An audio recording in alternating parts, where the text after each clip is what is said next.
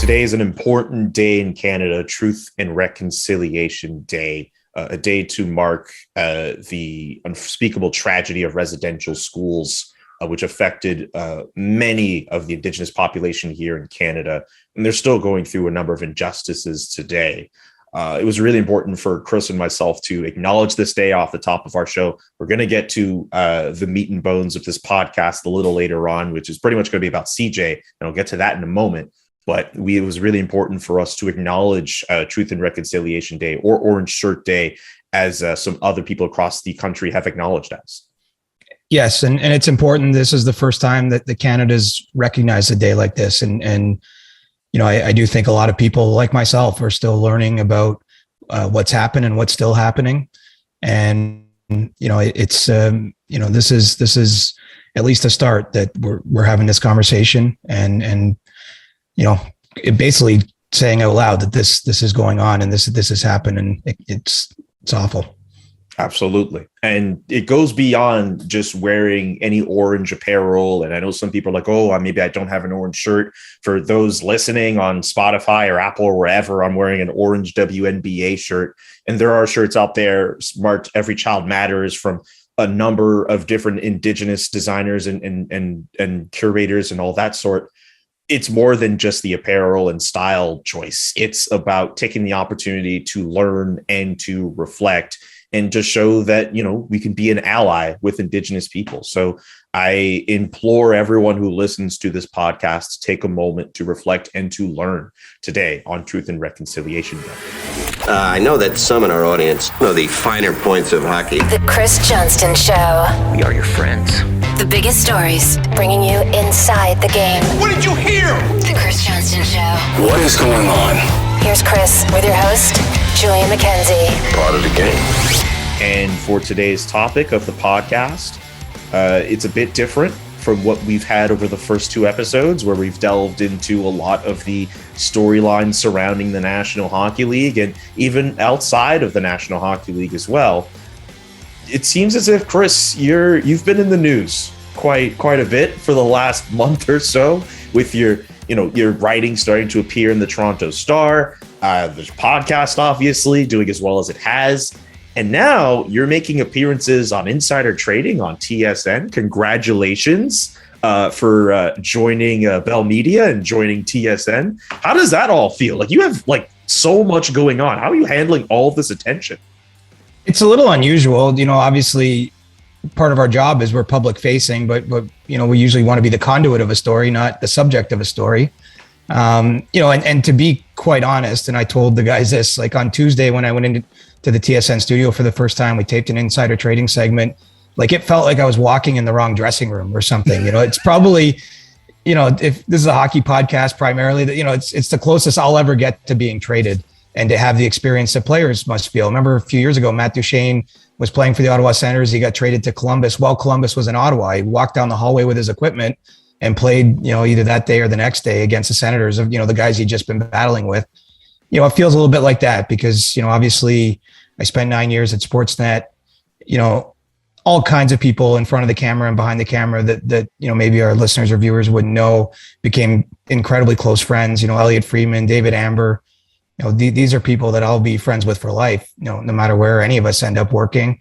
And, you know, I had an idea of TSN. Obviously I've got a history with some of these people, just again, socially. I've seen their set a lot, but like it was a weird, you know, I think I called it an out of body experience when I told you, you know, in our first episode. It was like that again. Like, all of a sudden I'm on, you know, a red set instead of a blue one, and sitting beside James Duthie. And man, it was a whirlwind day, but, you know, I'm super excited. And, you know, I recognize how lucky I am to have the chances I have. You know, this is a turbulent, crazy time in the media industry. We saw a lot of colleagues lose their jobs across the country in the radio yesterday.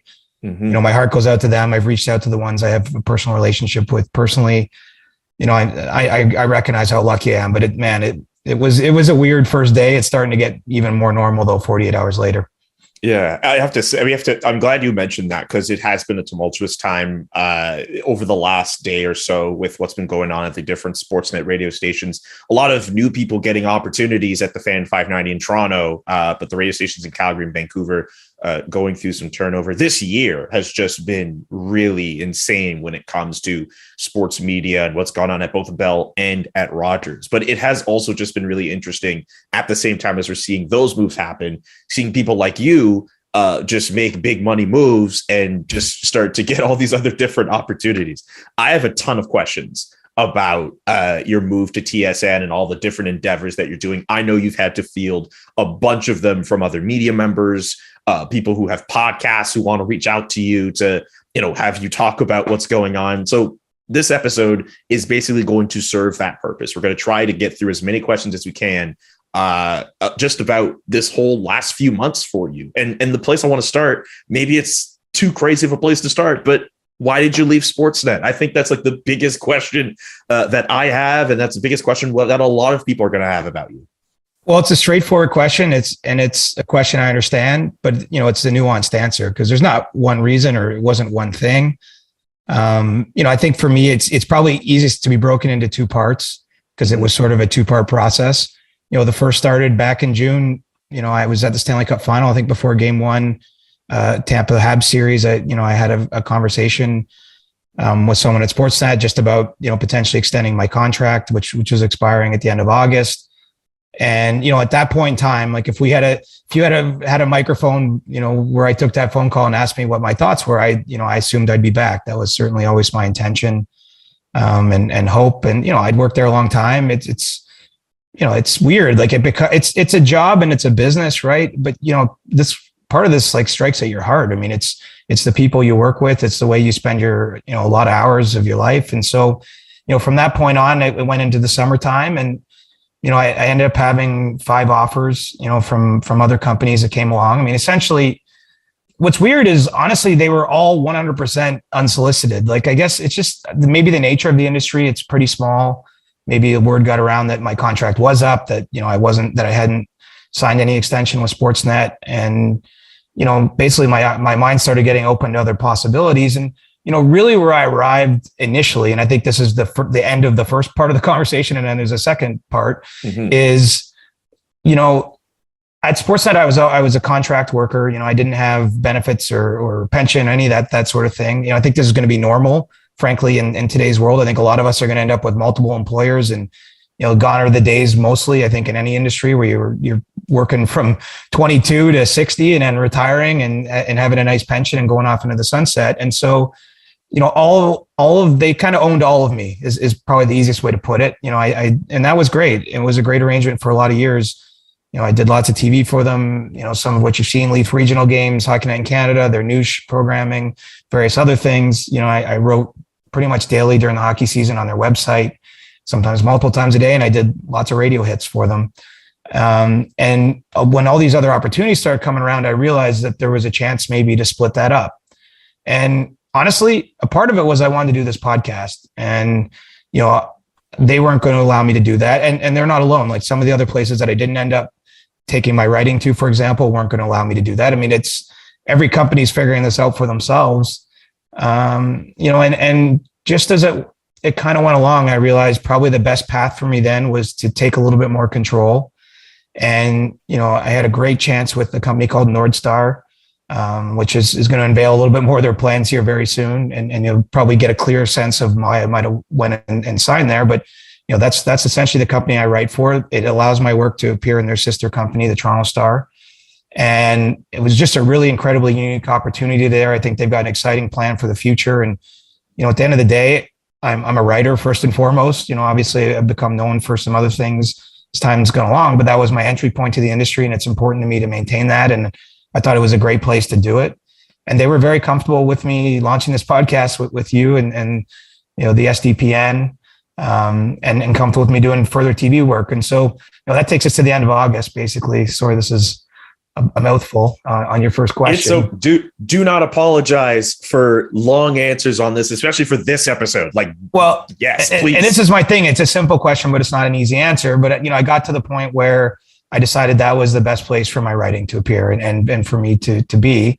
And so, at that point in time, August 27th, I believe it was, I made a phone call to the senior people at Sportsnet that I'd been dealing with on my contract matters. I let them know, look, I'm going to go right at the Toronto Star. or with Nord Star and have my work appear in the Toronto Star. And, but I'm still free and open to do television. I'd like to continue on here. It's gone well for me. And then a long period of time passed and they didn't call back, which is their prerogative. I obviously understood that was a possibility. They didn't know me anything at that point. And look, it was a significant change to what our relationship had been. And so it's really like any relationship with a partner. If you don't have the same vision for how it should work, it's most likely not going to continue. And it doesn't even mean it was bad. I mean, I don't think there's any controversy there or anything, but, then we got into September and, I didn't hear back. I didn't think that it seemed the silence, started to speak that probably, that I'd close the door by leaving on the writing end of things. And lo and behold, TSN popped out of the woodwork. And, quite honestly, even I probably had 3 conversations with senior people there before I was even sure if they wanted to hire me or clearly they were interested. I think that, they were probably feeling me out, getting a sense, much like some of all these people that have inundated my inbox. What happened? What's going on here? I think that they were wondering, is this real? Are you playing us? Is this all some, I think that they had to get through that themselves. And then they probably had to figure out how would we use this person if we did hire them? And so, that went along and the more I talked to them, the more comfortable I got. And, finally we agreed on a contract. And this week now I'm going to that other dressing room. Okay. I have so many questions off that one answer alone. The biggest one for me is the fact that you were on contract and you weren't a full-time employee. I have that right? Yep. Okay. From January 2013, I had a series of contracts that took me until August 31st of this year with Rogers. That's insane. Because I would have just assumed, and I'm sure that there are other people who listen to this podcast who would have just assumed that you were just a full-time employee. I think there are a lot of people who, even people in media, I think for myself, I see people who are like yourself, I would have just assumed, okay, you're just a full-time employee with benefits and all this sort of stuff, but you were essentially on contract with them. Then my next question with that is, if you were on contract with Sportsnet, why did you do all the contract stuff with them? And why weren't you doing other stuff with, I guess, maybe other places or is that a decision? I'm just curious about that. I think it's a natural evolution. I mean, look, when they first hired me, I was at a very different point in my career. I was young and ambitious and I'd made a small name for myself, but let's call it as it is. I'd done a little bit of TV work, but I was not super experienced. It's not like they hired me in January 2013 and threw me into their main set. I had some growing and learning to do. And that's what they offered me at the beginning. That wasn't the strategy they offered me a contract and I had to make a decision. Was I willing to take a contract versus being full-time? I had to set up a, side company and it's called Reporter Chris Media. Yes. And, we went from there. And so, I ended up adding more and more responsibilities as the years went along. And, whatever you saw me do was in my contract to do. I did have other business interests. I did the NHL Network for a few years.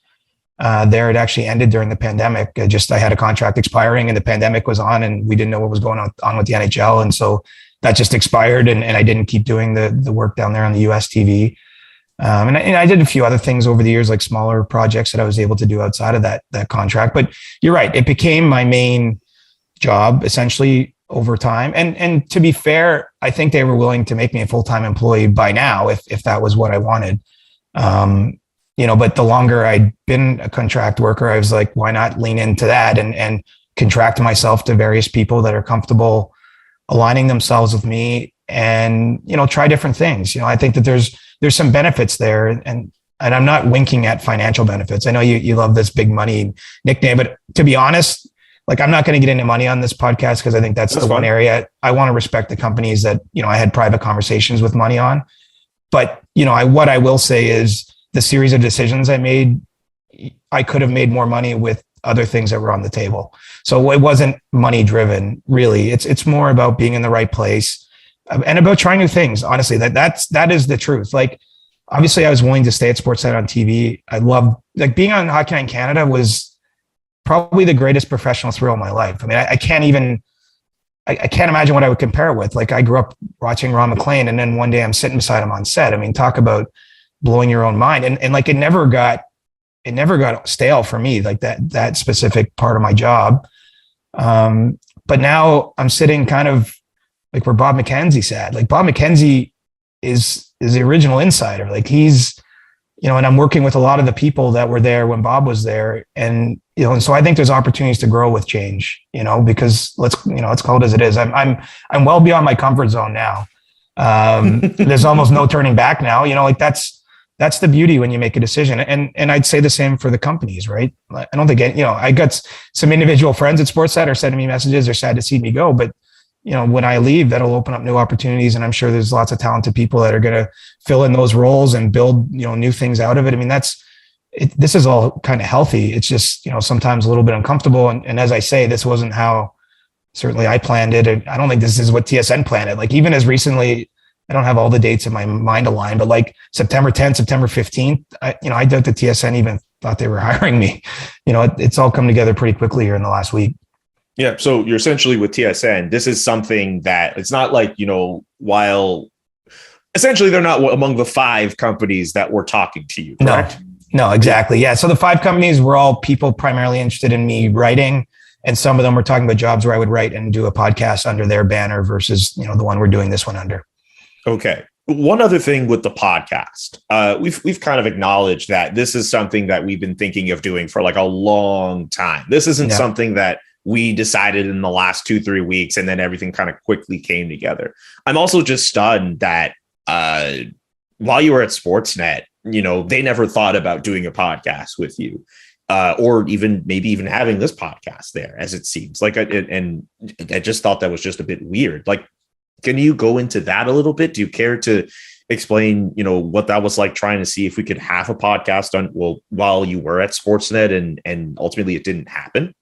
Well, my view is that the telecoms are still figuring out podcasting, right? And, you know, there are podcasts out there in Canada that make money or make like a decent amount of money, but I'm thinking it's not the scale of money that these really large companies can make on their, or have traditionally made on their television products. So, you know, when we went to them in December last year about this, you know, they gave it a long, hard think and you know, talked to me and believe talked to some others. And it wasn't like an immediate no, but they, you know, they came back and just said they weren't comfortable, you know, with me doing that.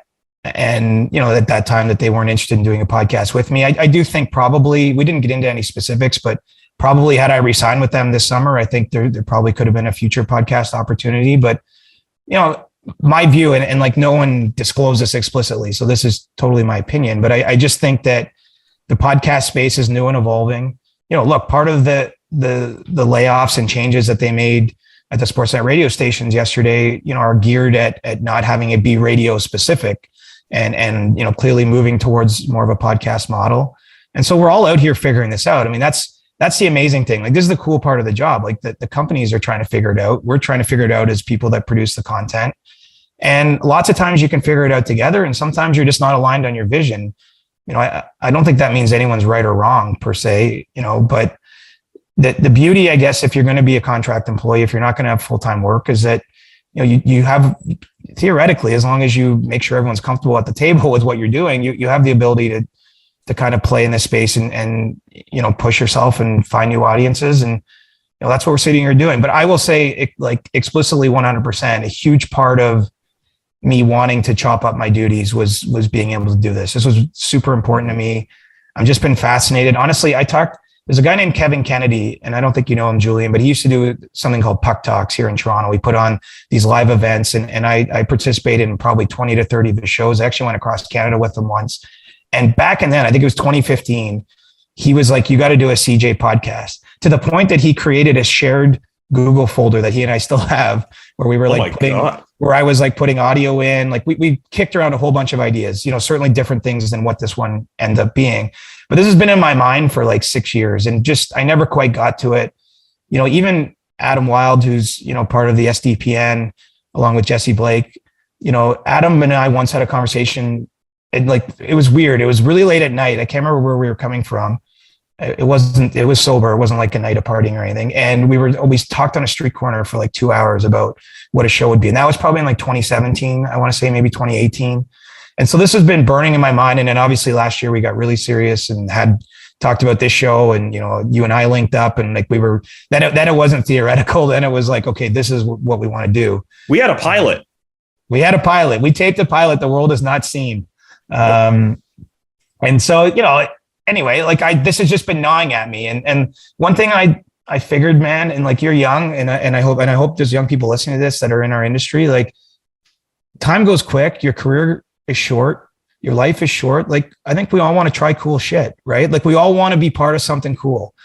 And I was part of something cool at Sportsnet. Don't get me wrong, but like, you know, I want to be part of other cool things too. And so a lot of that informed this set of decisions. And again, it wasn't all made, like, there was not one big master plan. It's like one sort of flowed out of the other. Because there is an alternate universe, I guess, where maybe I stayed at Sportsnet on TV and still, you know, did my writing for North Star and maybe still had this podcast, but, you know, it didn't play out that way. And certainly from my end, there's no hard feelings. I've heard from even some of the bosses at Sportsnet since this all went down. I think we're just in a world, honestly, where everything's getting decentralized, Julian. Like, I think, I do think this will be more normal as time goes along. It's just maybe a little abnormal. Someone in my position has taken these steps right now. Can you take me through the moment when you were still trying to decide whether or not you're going to stay at Sportsnet and you were thinking of all these other offers on the table? Can you take me through the moment when you realized, you know what? The moment is basically all of August, just so you know. Like, it's like, yeah, that's fine. It's like 25 days in a row in August where it's like all I thought about. Hey, it's Julian here. Just want to let you all know about something pretty cool from officepools.com. They've got a hockey pool running where if you participate, you might put yourself in a position where you could win some pretty cool prizes. Officepools.com, just in case you haven't ever heard of them, was launched in 1995. They were the first website that allowed people to manage a hockey pool online instead of waiting for the scores to be posted on the bulletin board or fridge the very next day. And now they serve hundreds of thousands of users and are the premier fantasy hockey site in Canada. Whether you want to create a box pool, which is pretty easy to set up, or great for fundraising, or if you have a lot of people who want to participate, an open pool or a draft pool, Office Pools has the perfect format for your hockey pool needs. So if you go to officepools.com, join the Athletic Hockey Pool, which is powered by all of the Athletic hockey shows, and they're giving you a chance to participate and have a chance at winning some pretty cool prizes. You could win potentially some signed jerseys from some players like Sidney Crosby. John Tavares is also in that list as well. You could also have a chance at winning a PS5 as well as an Xbox Series X. There's a lot of cool prizes I haven't even mentioned. So go to officepools.com, join the Athletic Hockey Pool, and sign up and make your picks to give yourself a chance at winning some fantastic prizes. It's September, which means football season is back. And for many of us, there's no better way to celebrate and enjoy the games than by having some skin in the game, which is why BetMGM remains the exclusive betting partner of The Athletic. And as a fan of The Athletic, you can bet $10 to win $150 plus a free 3-month subscription or extension to your subscription with The Athletic when you bet with BetMGM using our promo code. Just sign up at betmgm.com and use the promo code TheAthleticPod at checkout to take advantage of this special offer from the king of sportsbooks. That's bet $10 to win $150 plus 3 months free from The Athletic at betmgm.com using the promo code TheAthleticPod. The Athletic Pod is all in one word at checkout. New customer offer. Visit betmgm.com for terms and conditions. 21 years of age or older to wager. Arizona, Colorado, Washington, D.C., Indiana, Iowa, Michigan, New Jersey, Nevada, Pennsylvania, Tennessee, Virginia, and West Virginia only. Excludes Michigan disassociated persons. Please gamble responsibly. Gambling problem? Call 1-800-NEXT-STEP in Arizona, 1-800-522-4700 in Colorado, Washington, D.C., Nevada, Wyoming, and Virginia, 1-800-270-7117 for confidential help in Michigan, 1-800-GAMBLER in Maryland, New Jersey, Pennsylvania, and West Virginia, 1-800-BETS-OFF in Iowa. Call or text the Tennessee Red Line 800-889-9789 in Tennessee, or call 1-800-9-WITH-IT in Indiana. Well, like, take me through the emotional part of it, because you mentioned, like, you have made a lot of friends at Sportsnet and you were there as long as you were. This could not have been easy. What was it like going through that process emotionally? It felt like Elliot Friedman and I were breaking up, honestly, which I know sounds like absurd and insane. But I spoke to Elliot a lot. He wasn't involved in my negotiations, but he made it very clear that he wanted me to, that we had a good thing going on there. When it's funny, like I'm in the news game, right? And Elliot is too. And when you're in the news game, like you talk all day long, or you text all day long, all season long about what's going on. Obviously you help each other out. Certain shows, maybe he has better content and he can help me on something, or the other, vice versa. Like you truly are teammates. Like it's not, we're not just stretching it because we're in sports. Like that's the way it feels. And you come to care for people. And so it was emotional with Elliot, honestly. I think I told him I loved him at some point. Oh my God. He can confirm or deny that. I believe that happened. And so that was really hard. But then, I think you have to, like lots of people, there's key moments in your life when you face a big decision, and you're an ending of something is also a beginning, right? And so I think when you go through it, you have to be cognizant of the fact that, it gives you a chance to start something new. It gives you a chance to grow yourself in different ways and to challenge yourself and push yourself and to work with new people. And, Elliot and I, just like a guy who gets traded, you can still be friends with someone on the other team. We're not texting all day about rumors we're hearing or what's going on around the league, because obviously that would be crossing a third rail at this point. Now I'm having those. It was weird. I got thrown in the group chat with Bobby Mack this week, and I was like, wow, this is legit. Like, holy crap. No relation, by the way, if anyone's wondering. Yes, your Uncle Bob. But so like that part of that was different. But and so yeah, and then you just sit down. For me, I leaned on. What's even weirder, like anyone who knows me, my wife, my partner Krista, she works behind the scenes at Sportsnet too, so that makes it a little different. But we just talked it through. I picked a lot of people's brains. I went golfing once with my dad and, a friend of his who's about 70. And the one piece of advice that actually stuck with me is he said, when you make your decision, like you can't look back too much. And obviously we're looking back right now. But part of the reason to do that is, okay, just say what happened. And then, and then all the energy has to go into making the next chapter great. And I would expect Sportsnet to do the same. And I expect them to be great. Honestly, there's so many talented people that work there that like that place has my respect. I think we just reached a point, quite honestly, where we didn't have the same vision for how best to work our relationship. And, so we parted ways and shook hands and said all the best. What did you learn about yourself through this process? I don't know if I learned it, but it reminded me that I have the courage of conviction.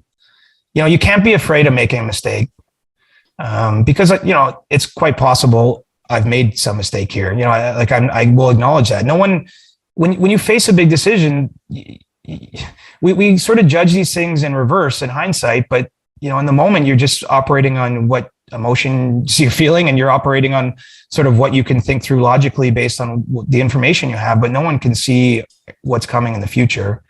But I think it just reminded myself that there's been a few other times in my career, like way earlier in my career, that I bet on myself, so to speak, or I did something that was maybe not obvious to everyone else, and it actually worked out well. And so, I think it's important to get outside your comfort zone. You can do that within the same company. Like that doesn't always mean switching jobs, of course, but I just don't want to be the person who does the exact same thing every single year. I think that you really have to, you don't know where your life can go. Like I didn't mean to get on Hockey Night in Canada. I really didn't. Like that wasn't even like that. If you had asked me at 18, when I was starting to be a sports reporter initially, like that would have felt like too far of a dream. And yet it happened. And so I think you always have to keep your mind open to the possibility that's there. So I don't know that I learned it, but I reminded myself that, it's okay to take some risk. It's okay to try something new. It's okay to let go of something you love. All those things can be productive in your life. And so, it was hard. I think you can probably tell. Like it wasn't like I woke up one day and was like, I think it would be easier if I could say like, oh, I got paid a lot more, and so we had a big fight over money, like that's, or something like that. Like that's understandable in business terms. It was never anything like that. It was kind of more spiritual, honestly. Yeah, I could tell just off of the way you've been answering so far. I still have a few other questions about your experience at TSN so far, and another one with. Sure, I should say too, like I'm really uncomfortable with this conversation, but the reason we're having it, Julian, is because I think it's important the audience knows when we talk the hockey stuff we're going to normally talk, that we're going to give them what we know. We're going to speak from the heart. We're going to be honest with the audience. I think we want to build a community of people that feel like they know us and that they can trust us, and that, you know, obviously we don't know everything. We're going to tell you sometimes what we don't know about a topic, you know, because I think sometimes that's just as important as me coming on here and saying, I know this about this negotiation. Sometimes there's a lot of gray. And so anyway, yeah, I'm not completely comfortable with this, but I think it's important to try to establish that, you know, we're going to, even when it's uncomfortable for me, we'll have those conversations. Imagine how I feel. I feel like I'm doing my best Gail King impersonation these last how many minutes, just asking these like questions. But the last thing I want to ask about Sportsnet before I make it a bit more lighter and just ask about your first time on TSN. Yeah. Was there anything about the process of the last few months with Sportsnet, whether it's the negotiation, whether it's the podcast thing, whether it's anything else that you'd like to mention that I did not get to ask you? Just that everyone was first class. You know, there wasn't an FU fest or anything at this. And, you know, I had a couple of private conversations with people that I'll just leave private because, you know, they didn't consent to this. But when it was difficult to make the actual phone calls and tell them, look, I'm not going to take your offer. I'm going to go take this deal with Nordstar for my writing. You know, some of those conversations, like what was said to me, will stick with me forever. And some people in senior management, you know, really, we're incredibly classy about the way that went down, because, you know, obviously, you know, this maybe some of that news wasn't good in the moment for them, but they were able to step outside, you know, the way it impacted them and their job to say some nice things to me and to, you know, and to just be first class. And so I do think it's important to acknowledge that, you know, that as far as breakups go, or, you know, I'm pulling on that analogy, and maybe you should think of a different one. But as far as a split can go,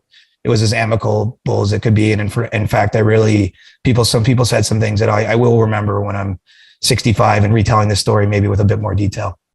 Yeah. I love the breakup analogy personally, because when you end up working for a place for a certain amount of time, it really is a relationship. And I know that we're at a point now where, you know, you should be careful of how much you know, show your infatuation with the company that you work for. It's more about the people than the company itself. But because you love the people that you work with, you can't help but feel that pride and affiliation with where you work at. Like, I mean, I've only been at the Athletic for 6 months, and this is like easily like the greatest job I've ever had, not to mention the fact that they've given me all the freedom to, you know, do stuff like this podcast and all the other stuff that I'm doing, which speaks to your point about how people like me, if they're entering this industry, they're very likely going to have to do like 3, 4, 5 jobs and get multiple streams of income to keep themselves going. So yeah, I have no problem with the breakup and relationship analogy when it comes to you and Sportsnet, because this is a place that you were at for quite some time and you made a name for yourself there. I know you have the Canadian Press and a few other places you were at before. That's also a thing that Chris and I have in common, by the way. We're CP alums. Yeah. Yes. But like Sportsnet is where you made a name for yourself, and it's okay to feel wistful about those days and to look back. And with their help, let's call it as it is. They offered me a big platform. It wasn't like it was all me. So, you know, I should, you know, I acknowledge and respect that. Yes, of course. I want to ask about your very first day at TSN, because I know to you, it looked a little like there's like the photo of you with James Duffy and Dreger and Pierre LeBrun. And you're like, oh, this looks like a Photoshop. Like, come on, like what's going on here? What do you remember about that first day? How weird was it going to Agent Court and going through all that and that first TV hit? What was that day like? So here's the deal. And this will be a little Toronto specific for our listeners, but you know, I live downtown, and Agent Court is probably a 20-minute drive if you just took the roads, and, you know, and it was a sensible hour of the day. And I hate being late. And, you know, so it's your first day, you're the new guy. I believe James Duffy's wife, it was her birthday. So, you know, we were taping our insider trading segment a little earlier than usual because he was, you know, going out for dinner and you laid out other plans anyway. And so you can see where this is going.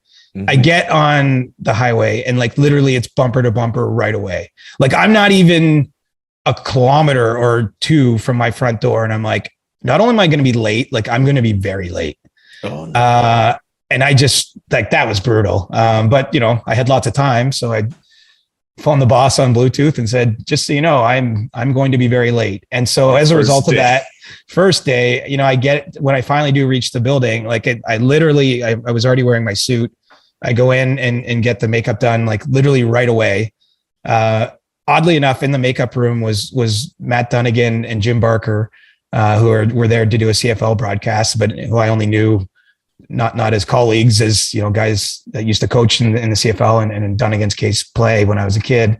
And they're like, "Hey, welcome to the new team," you know, and like I'm getting my makeup done, and then literally I'm on set and you know I'm wiring myself up, and we do the hit. Like it I was probably like 10 minutes from when I entered the parking lot to when we taped that hit. One take, which is good because sometimes when you're rattled and your brain's going in lots of directions, it can be hard to find your focus. But it was surreal. It was strange. And it was not made any better by the fact that I'm an idiot and didn't leave. Like I had no idea a 20-minute drive could be like an hour 20. Like I didn't like, and it didn't like, there wasn't an obvious bad accident or anything. Like I just, you know, frankly, I just don't drive in that direction in rush hour ever. And I won't make that mistake again. So we have an insider trading hit today. I'm leaving like tons of time. I might leave like 2 hours early just to be sure. Like I could tell just like watching the hit, like the way that you're trying to like look at the camera, you're like sitting at an angle, like you could tell you were just getting adjusted to like the way the set looks and the way that you're looking at it. Like obviously you got through your points, but I'm just like looking at Chris. I'm like, okay, it's going to take him like a couple tries to really get the hang of the TSN set.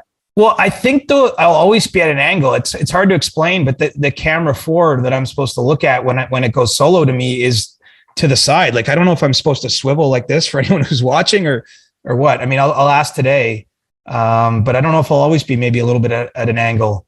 But yeah, it's going to take some time. It takes some time for the production people there. Like I don't know everyone's name. Like that's the other funny part. Like when you're taping those segments, it's not just the three other people I'm working with on set. You know, there's people in your ear, there's people behind the cameras. You know, obviously in this case, there was someone who put my makeup on for me. That you know, there's a lot of people on the team that go into sort of making all of the TV that comes out happen. And so I'm gonna have to get to know those folks. By the way, the whole makeup thing, as a former TV guy myself, never, ever had to endure like ever. So like, I don't know what that is like to have someone like apply powder on your face for however long that you need. So yeah, when you were talking about makeup, it's like, I don't know what the hell you're talking about. Well, my view of it is they know what they're doing. Like I have put on my own makeup at times when I'm out in the field doing a TV hit, but I'm not any good at it. I don't pretend to be good at it. I'm trying to just cover up all these wrinkles that are creeping up on me here, I guess. But, you know, like I don't really know what I'm doing when it comes to that. So it's great when there's someone that's their job and they know what's up. And my job is to come there with something to say. Are you going to just be doing regular insider trading hits? Will there be other appearances on other shows, parts of SportsCenter? Maybe, I don't know, NHL trade deadline coverage? All of the above. You know, I think like a relationship, we'll see where it goes. But certainly to start, you know, I'll be regular on the insider trading panels twice a week, Tuesday and Thursday. You know, I'll do some hits on Gino Reda and That's Hockey. I think there'll be some SportsCenter hits, especially when news happens, if there's a big trade, you know, that type of thing. And I will be there when we get to trade deadline on their deadline show and also on Free Agent Frenzy, which will be July 13th, I believe, in 2022, as we're getting used to the abridged NHL calendar here. But yeah, all those things. And, you know, we've actually talked about some bigger picture stuff that isn't going to happen right away and you won't see right away. And I'm sure I'll share more as it becomes reality, but I think that they're open to expanding my role beyond that, and we'll just see where it goes. But certainly news is bread and butter to what TSN does. It's why, you know, their hockey department's as strong as it's been, you know, built on Bobby Mack's shoulders. And so I'll be contributing where the hockey news is needed. My ultimate dream is like one day TSN says, "Hey, Julian, we know you're good at what you do.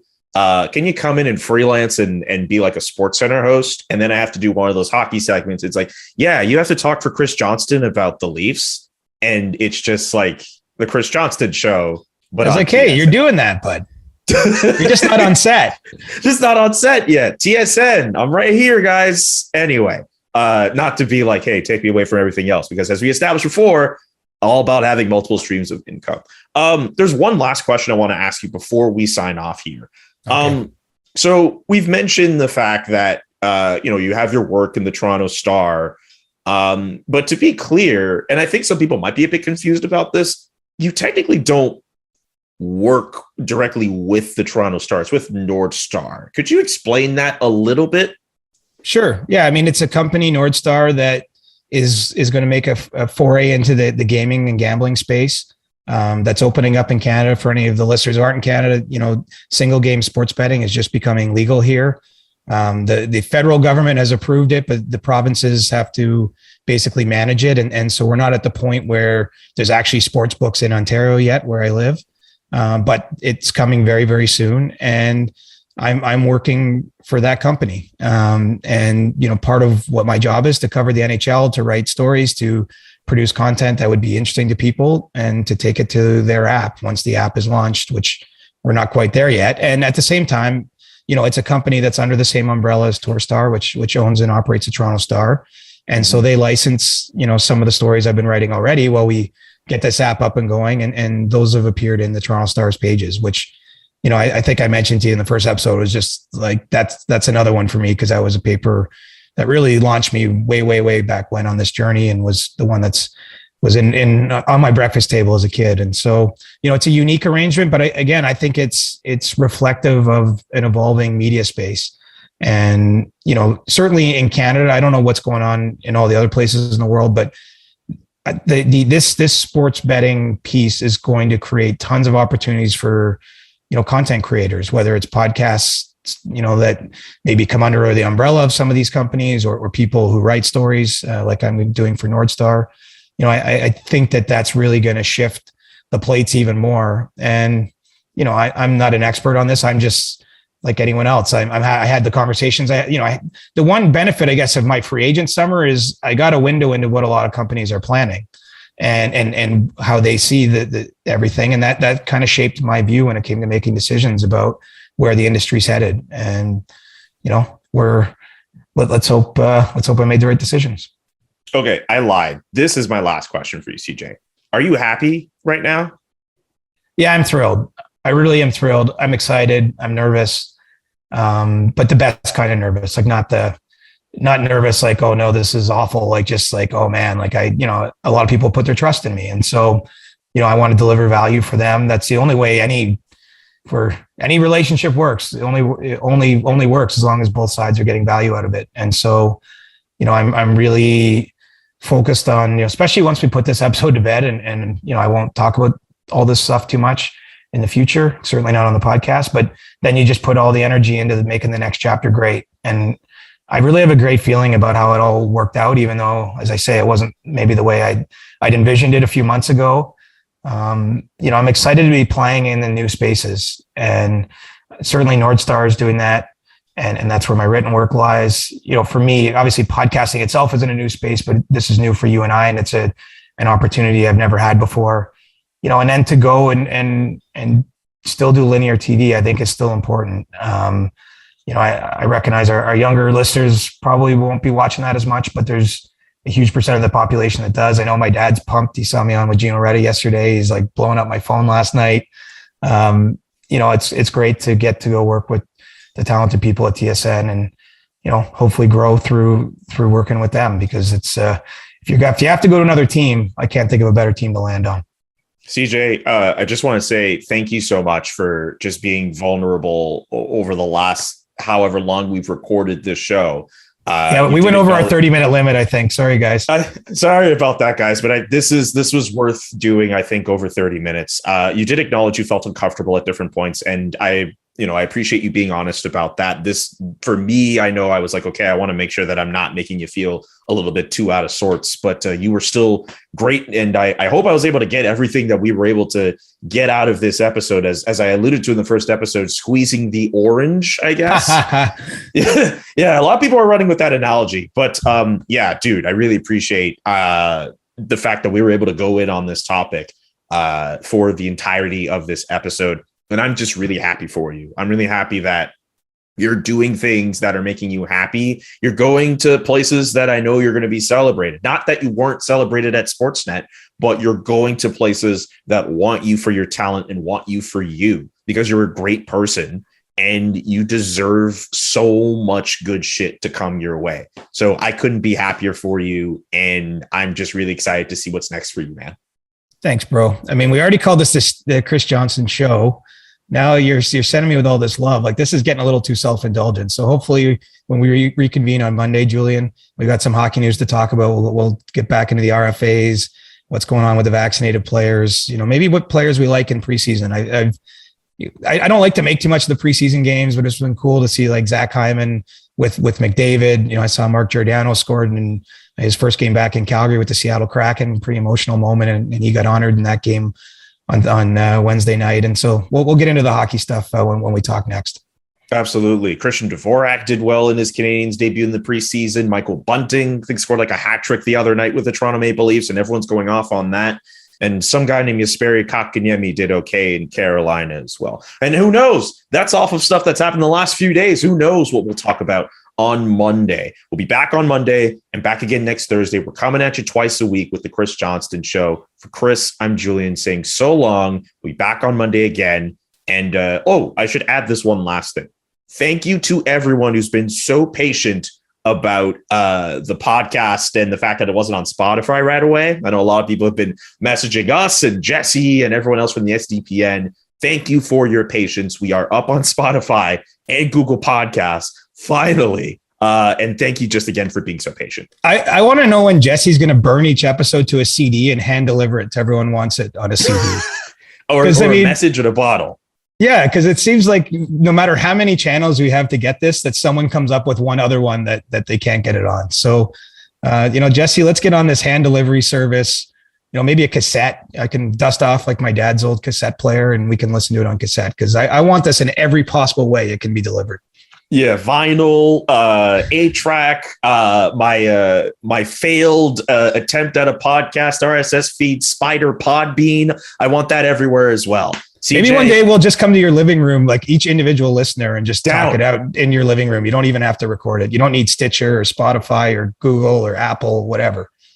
How about a live show? Come to you. Oh, yeah. Oh, I meant to mention, like, we're going on the world tour. Let's speak that into existence. We got this global audience. Like, we're not just thinking provincial or federal in Canada. We got to think world tour one day. Once the universe opens up, once our audience grows, let's get to some of those cool hockey playing countries. For Chris, I'm Julian. So long and peace. The Chris Johnston Show. Inside the Game, twice a week. Follow Chris on Twitter @ReporterChris. And follow Julian McKenzie @JK McKenzie.